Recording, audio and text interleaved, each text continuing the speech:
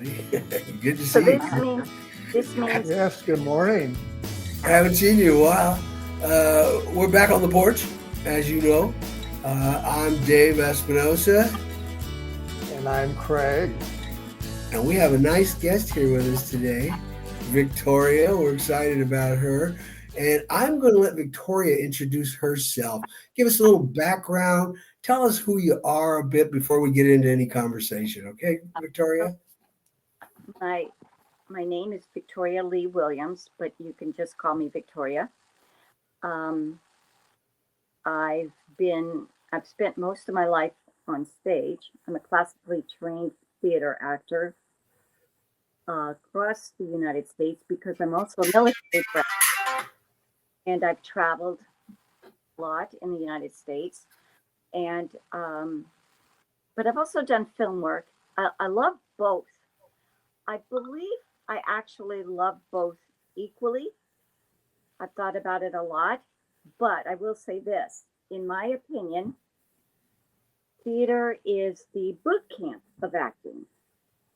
And it's something that, when you meet people and they want to rush and get to success right away and they want to do movies and be famous right away, I tell them, start in the theater.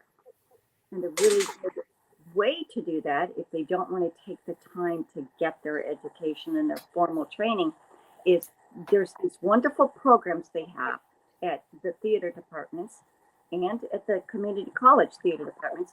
They're called the director's workshops. I tell people, go there, audition for something. You will get a wide variety of work to see. And you may say, oh, you know what? I don't like Chekhov. Not my style. Or I don't like David Ives. Or, I prefer this direction. But it gives you a point to get a little taste of what everything is about. You're so right, and I don't mean to interrupt you, but I come from a theater background, and I can't tell you how important that is. But I have to address one of the issues that you just brought up as to why they try to shortchange their own experience by not doing it. Fear! The stage brings fear to Oh, people, well, straight up. yeah, I mean, this is what I tell these people. I've met them at like on set, the young people or the older people that are new.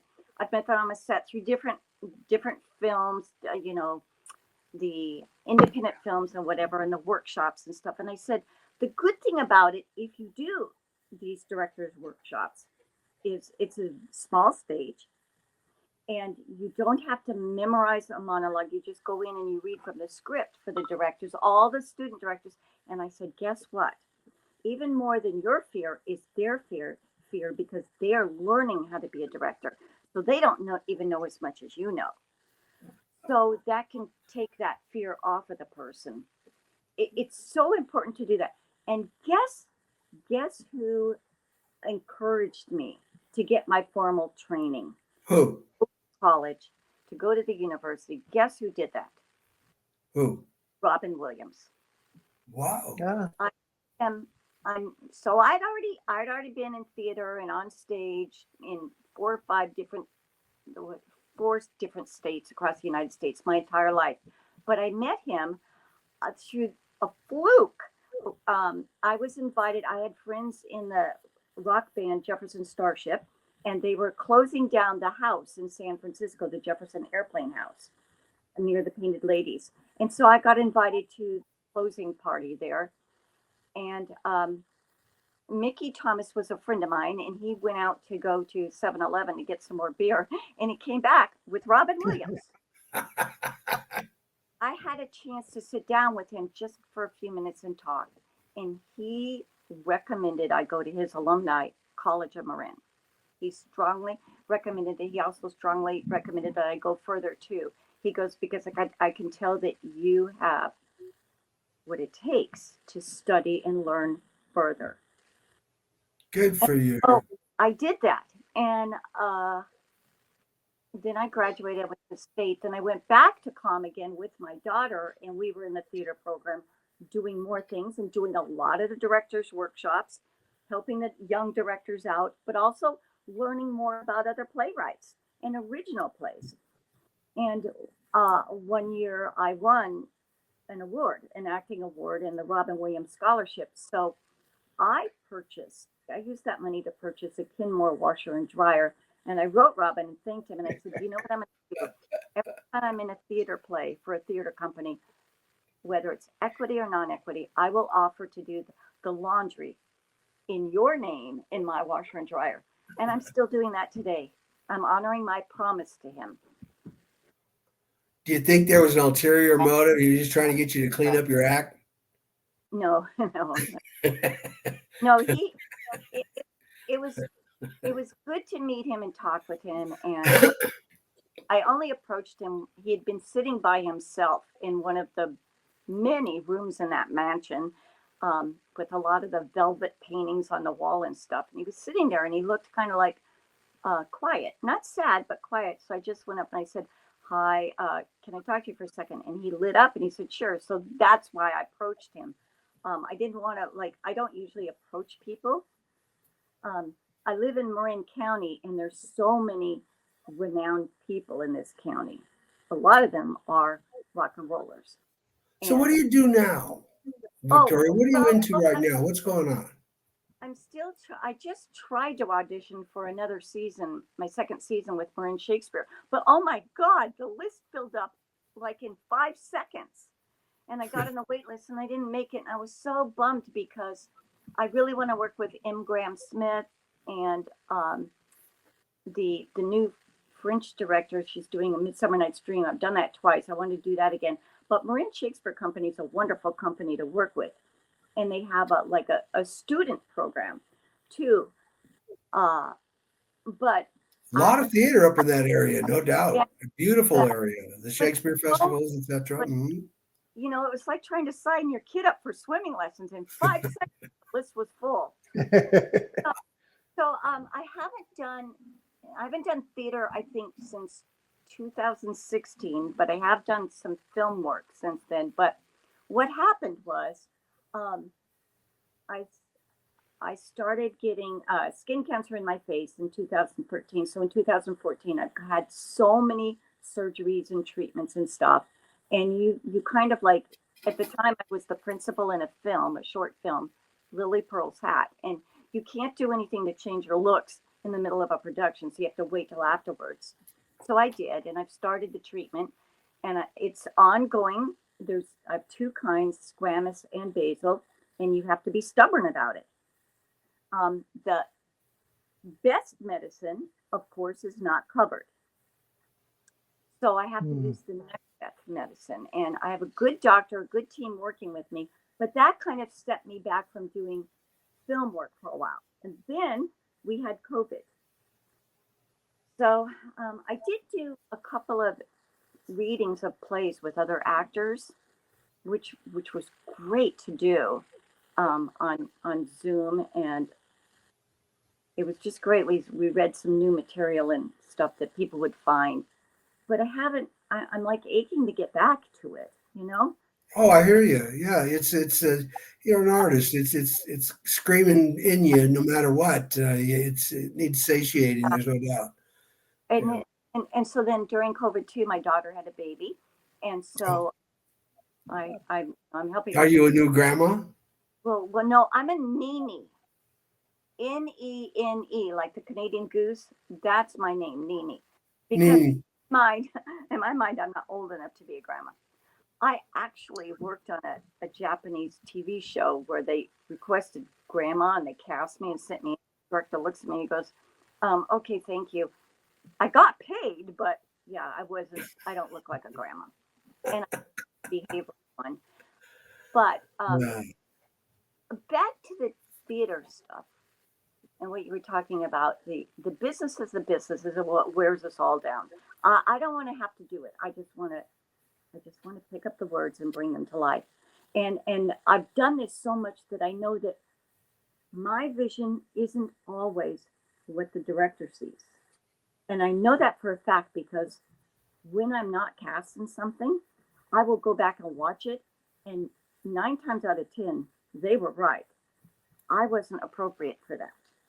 There's just that few times that I was, but that luckily I didn't get cast and the production stank. So that's always a good thing. But I literally started, I think I was 4 years old in church of all places. My the church where we were living Hmm. at that, they wanted the children to memorize Bible verses or Bible, chapters. And so the first thing that I memorized, I did, I was 4 years old, or maybe four and a half. I couldn't read all the way, so my mother helped me. It was the 23rd Psalm. And because I'm W, my last name's W, I'm always the last on the list. Okay. We sat there it wasn't the stage. What's that called at the front of the church? Steps. Yeah, whatever. In front of all the congregation. I sat up there, and every child that went before me, they stood on one orange crate over the podium, and they recited, wrote the 23rd Psalm. So by the time it got to my turn, they had to use two orange crates because I'm petite. Um, like a runt. And I stood up and I looked at the congregation and I thought, these people are bored as shit. I was 4 years old to read the room. And so I told them the story of the 23rd Psalm. And they all sat up and I won. I won a glow in the dark cross and I got taken out to this wonderful cafeteria in Pasadena by the minister and his wife. And I got to choose anything I wanted to eat. Right on. Yeah. So this storytelling was what it was about. And then at one of my schools I went to so many different schools. One of them, I remember, I think it was in third grade. They had a assembly one day, and the principal came out. She goes, "You know what? We have a school play, and one of our actors can't do it. He broke his leg or something. It was a physical comedy play. It was called Shiver My Timbers. That's what I think the name of it was." And so the principal goes, "Is there anybody here that can do it?" And I raised my hand and I convinced them that I could do it. And I was so convinced them so much, I convinced myself. And I had no idea about physical comedy.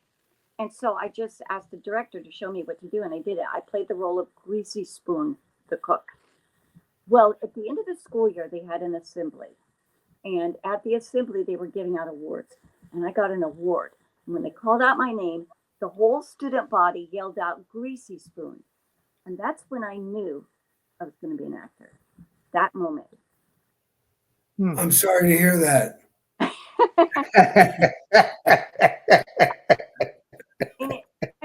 I don't think my parents. I've had similar experiences growing up since kindergarten in school plays and whatnot, and I knew since a very young boy that I wanted to be an actor. Went to movies. I worked during the week just to get money to go to the movies on the weekend. And I spent my Saturdays in the theater and sometimes both Saturday and Sunday with my brother. So yeah, all I've ever wanted to do is that. And I'm like, and that's why I feel bad for you because I understand that affliction. Uh, you can't satisfy it anyway, and it's only a temporary satisfaction when you do, because as soon as it's over with the project, you have to go on to another one. And if you don't, it builds up like a stale, something really terrible, inside you, and you're going, yeah, it does me. I do multiple art projects, and because it's constantly scrambling in my brain as well, and so I understand that. What movies? What kind of movies do you like? I'm interested. To watch or to do. Okay, I love to take on roles that are Ambiguous. ambiguity. Yes, that you don't know for sure where the story's going to go. I also like to take on roles. The film that I talked about, Lily Pearl's Hat, I only had two words to say in that entire film, and those words were "thank you." I like roles like that too. I am a character actor, and I've played all kinds of things. all kinds of creatures and unknown things as well. And when I was in school, one of the roles I took on was a translated Japanese play. It wasn't a no play, but it was translated. And it was challenging because at that time I was like 8 months pregnant and it was physically cumbersome. But I'm so grateful I had that experience. I don't have a favorite playwright or a favorite movie style. I do like film noir and I do like silent films.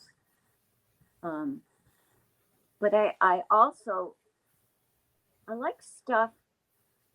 I like to do stuff that I have no idea what's going on. You know, like when you read the script and stuff, you're all, what the hell? What does this mean, or where's this going? And then you learn as you're working on it. I like that stuff. Um, I did a How play. about actors? Who's your favorite actor or actress? I don't have favorites of anything. Aren't I there don't any actors or actresses that you admire, know their work? that I You know, I met. mean, you got to be somebody that you go, wow, that was pretty good. I like the work of I like the work that Frances McDormand does, and I like the work that I like the work of a lot of British actors, both male and female, the way that they approach things. I like the type of actors that don't tell you, they don't underline what they're doing. I like it that they just like breathe it and allow it, and then you figure it out. You know, I don't like overstated performances or the obvious. Um, you want to know something weird? I just watched a Netflix show with my daughter. Um, it's called Zero Day with Robert De Niro, and it was apparently it was made recently, 2025. But oh my God, they must have gathered all their information listening to what's been happening up to 2025, 2024, 2025. It's so relevant. Um, Absolutely relevant. Yeah, he's a Mhm. good actor. He brings that frustration of character. He has a depth of understanding, but he was old school trained too. You know, the yeah, method Stanislavski. You know, as I was, and I others I know, and actors. So he has that ability to create that believability, and funny you brought him up because that film is very relevant right now as to the political climate, what's happening, etc., which is very scary. What's going on right now? I don't care if a person is Republican, Democrat, Independent, or if there's a fourth venue out there. That matters not.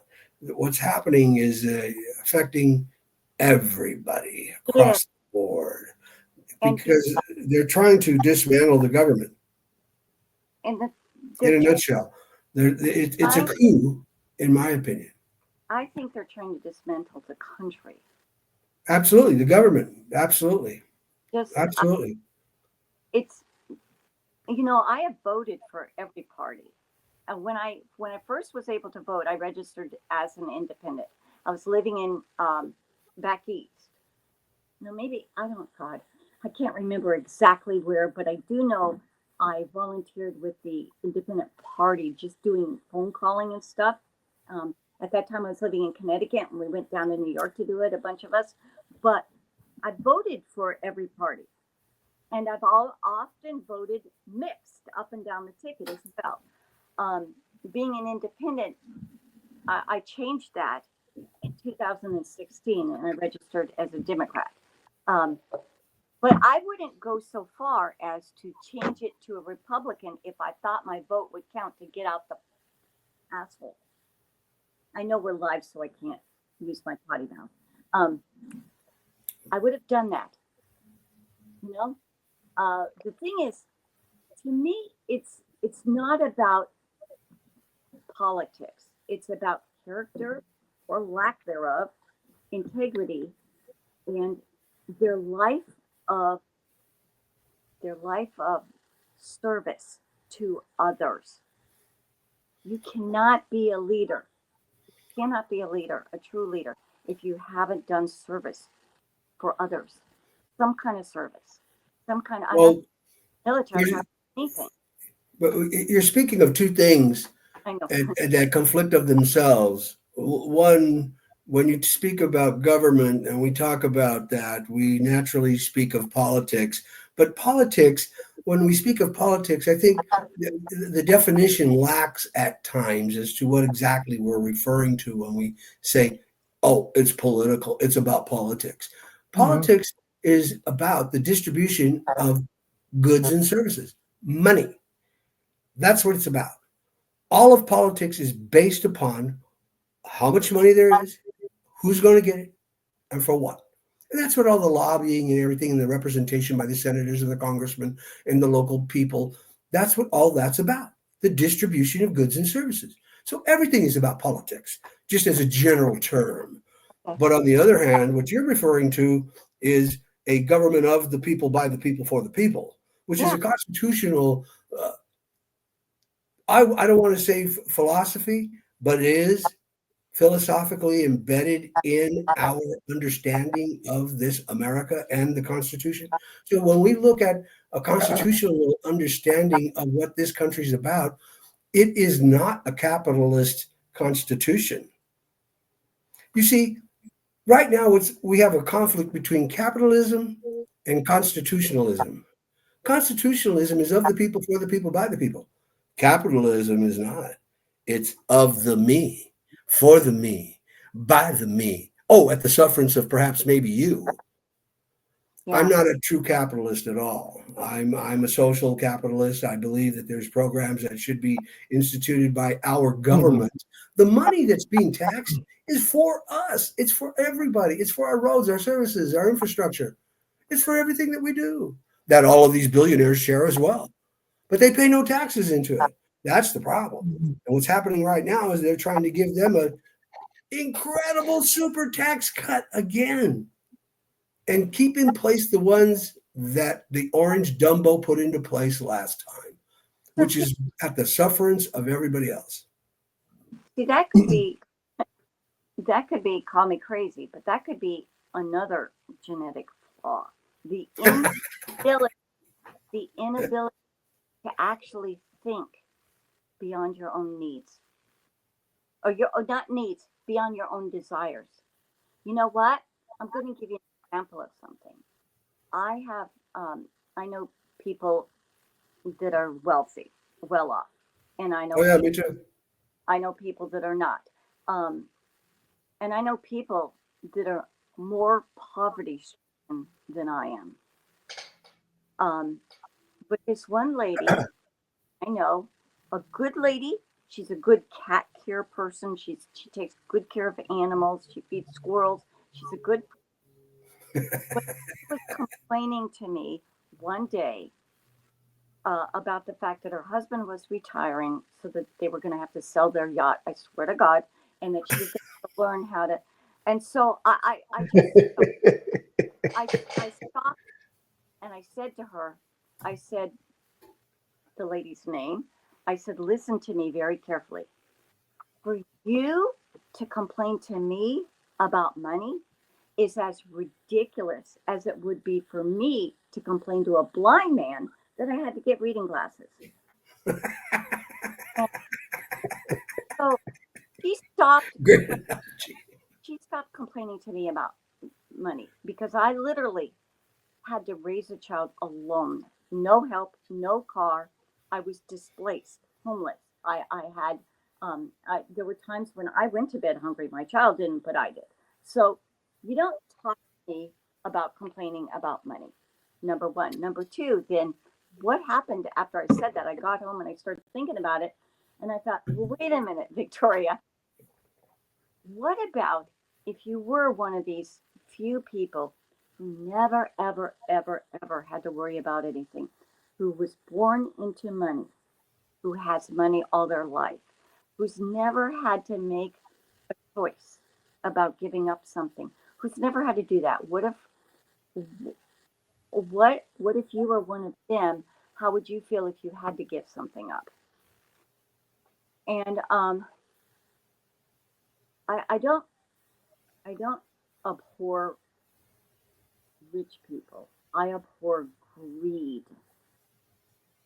That's it. I abhor behaviors, and greed is one of them. I abhor racism. I abhor um, white supremacy.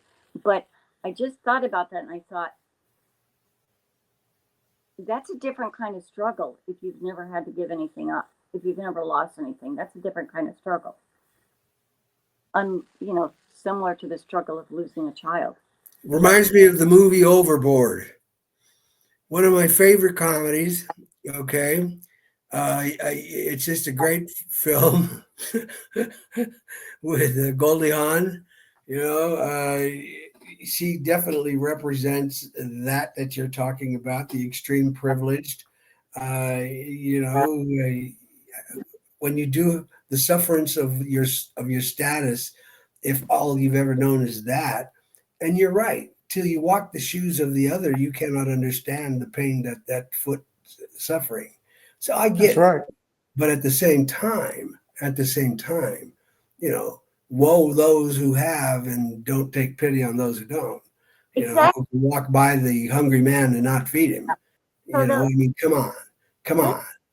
like We're scooted over. talking common decency. We're talking about human things. Yes, and fortunately, I don't know any billionaires. Thank God. I don't want to, uh, unless they're good billionaires. I don't know if there are any good billionaires. But that being said, there has to be a genetic flaw that prevents them from even thinking about or having the idea that I wonder if I could just give up one of my billions to help somebody else. There, there were people who did that. Carnegie did that. Yeah, There's a lot of very extremely wealthy millionaires, which would be billionaires to this day's money. Okay, and then who did exactly those things you're talking about, who were philanthropic, who would go out and do these types of things, build libraries and hospitals, yeah. and encourage the public good But also, because they came from that. Most of those men came from that. but also, so maybe those people did have a childhood where they did do service for others, and maybe that's what allowed them to think that way. That's why I think that every single politician, back to politics now, every single politician, there should be something in their resume or something in their life that they have done as a service for others. My father that raised me was a military chaplain. Our lives were service to others.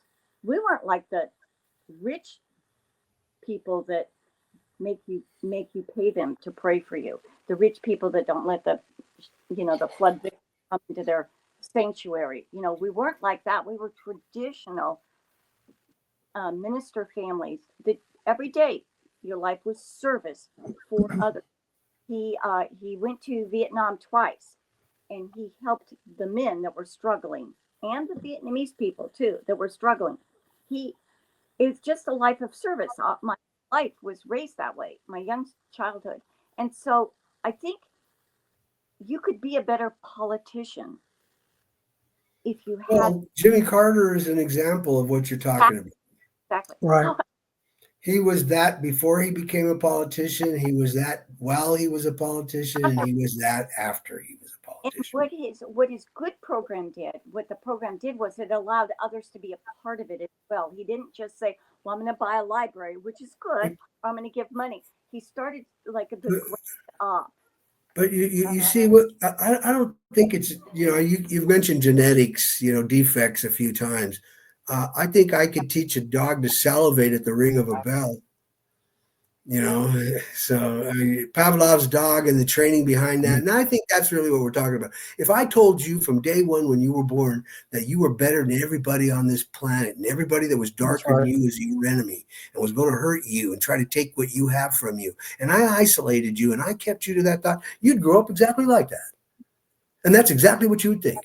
You I see, don't know. because I really believe that environmental conditioning is so strongly enforced upon us, and that's the argument in our school system right now, there's a right wing that's saying, wait a minute, the left is trying to put all this crap into the school system and educate our kids about stuff they shouldn't know. And the left is going, well, wait a minute, you're trying to disguise all the truth and hide the truth and ban books and try to preach this falsehood.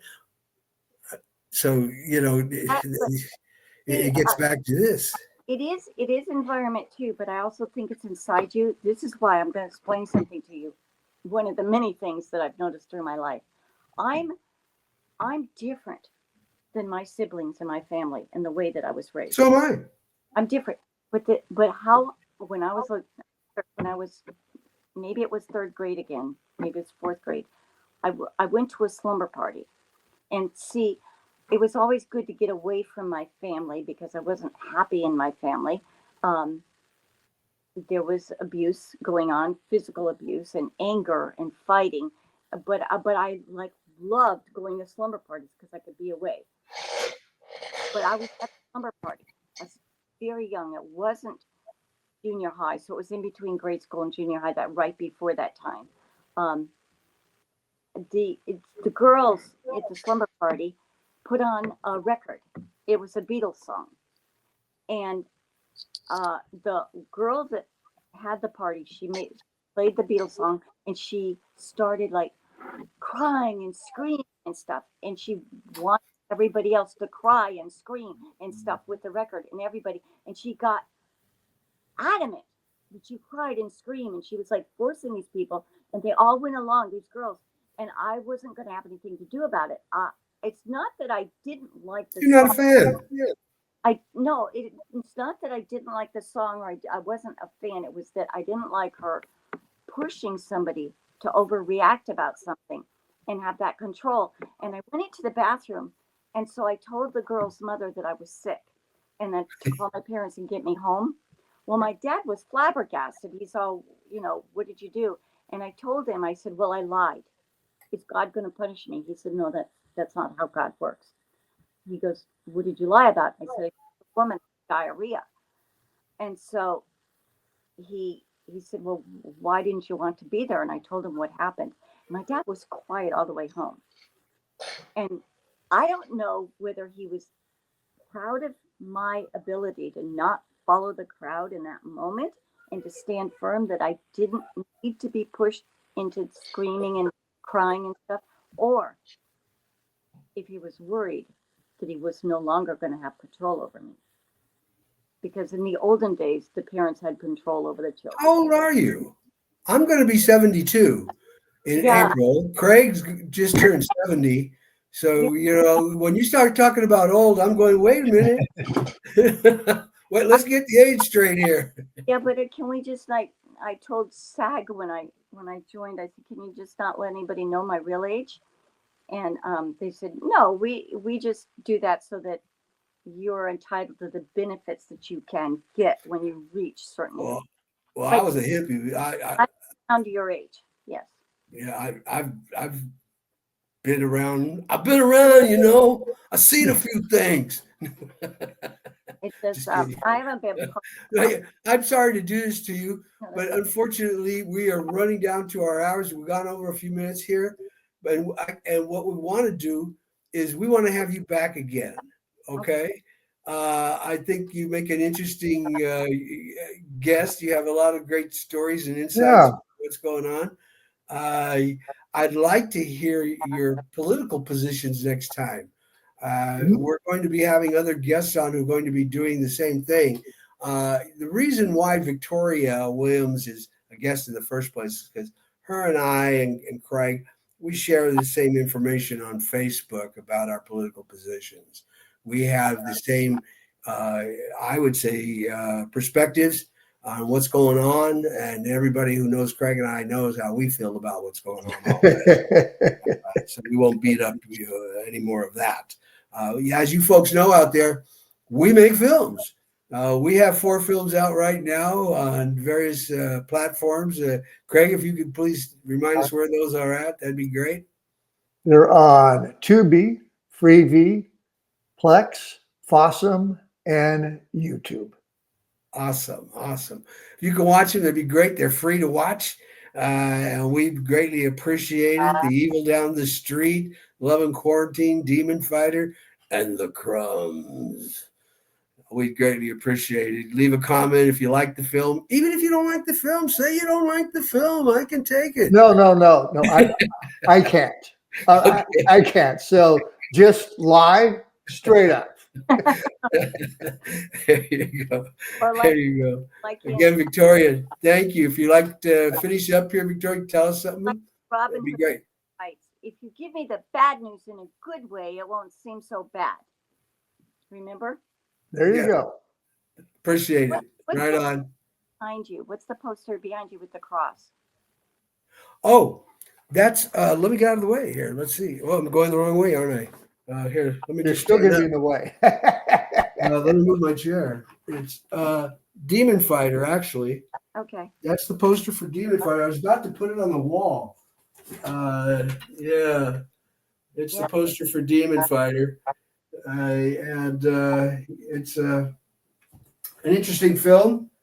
It's got a lot of action in it, and it's one of our gorier films. We don't write a lot of gore, but this one is pretty gory. It's got a lot of that kind of thing going on in it. We think it's a nice plot. Check out great actors in it. A lot of local actors we use. You might know some of them, like in The Crumbs, Maria Olsen, Scream Queen. She's been in I Won't Spit on Your Grave, or I Spit on Your Grave, and quite a few others that have won awards. Maria is a very good actress. Jeff Hatch. A lot of people have worked with us. So please do check out our films. Let us know. And if you ever have any comments, criticisms, likes, dislikes, hell, we don't care. Tell us anything you want. We appreciate it. But just tell us. Let us know you're alive, all right? Thanks again. Thank Good you. seeing you, folks. See you next time on the porch. Okay. Peace. Bye-bye. Take care all.